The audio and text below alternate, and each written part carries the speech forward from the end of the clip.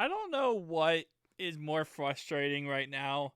The fact that we already had Joseph Asai come out and say that the defense gave up on the season before the season even started last year and didn't buy into the season until week 13.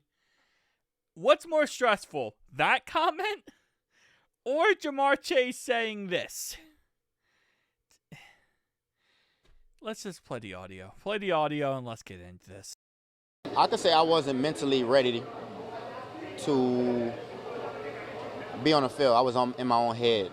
You know what I'm saying? I wanted to play, but I was in my own head. Is that part of the byproduct? Now the contract's done, you don't got to worry about any of that anymore. Yeah. That's what it was.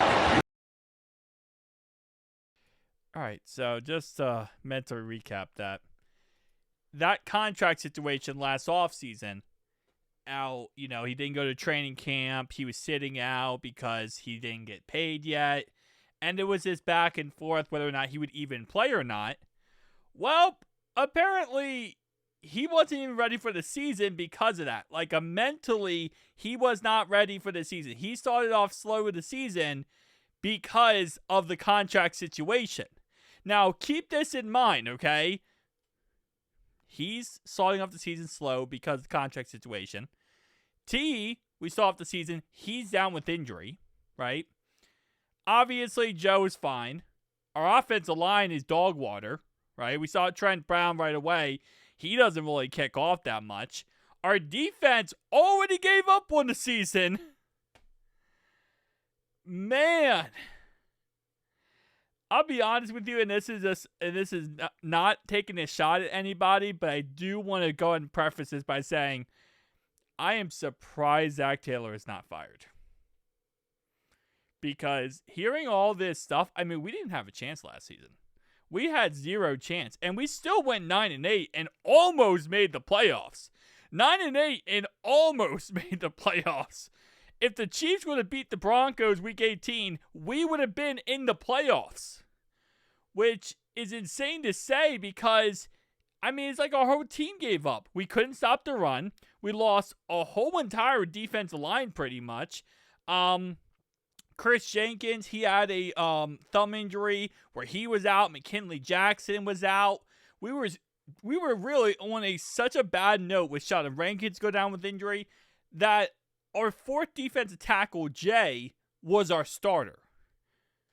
So, and again, it's amazing also, a little side note here, I did also post this in here, that Jamar Chase hit the Triple Crown, right? 127 receptions, 1,708 yards, and 17 touchdowns. So, even though guy was not ready for the season because of the contract going back and forth,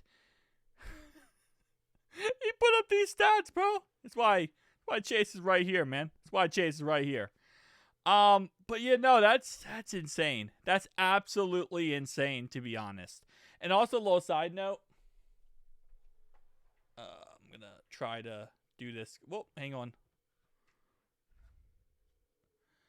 Okay. Down below, behind me, we got Chris Jenkins. We got Ocho Cinco, Ken Anderson, Ocho, Jamar Chase, T. Higgins, Bengals mug, and then we got ourselves Bengals helmet, which is signed by Willie Anderson.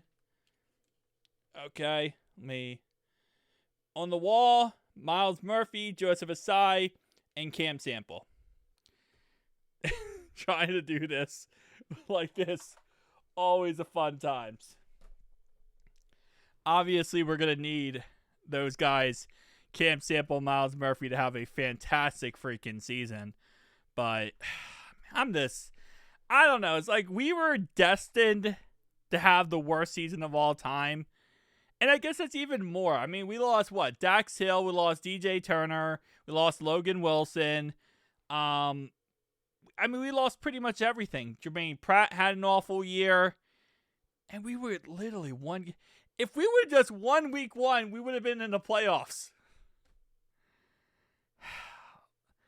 This is, again, listen, at the end of the day, I love Lou, right? Never talked bad about Lou. But this is why Lou was fired. This is why Lou was fired. And and again, I think most other teams, Zach would have been fired too.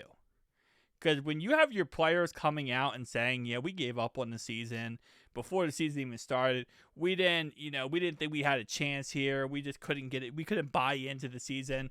And now you have your star receiver who back and forth contract situation, not Zach's fault at all, by the way, for that. The contract situation is not Zach's fault. He does not control that. But when you're going back and forth, and again, you're just detrimenting your season.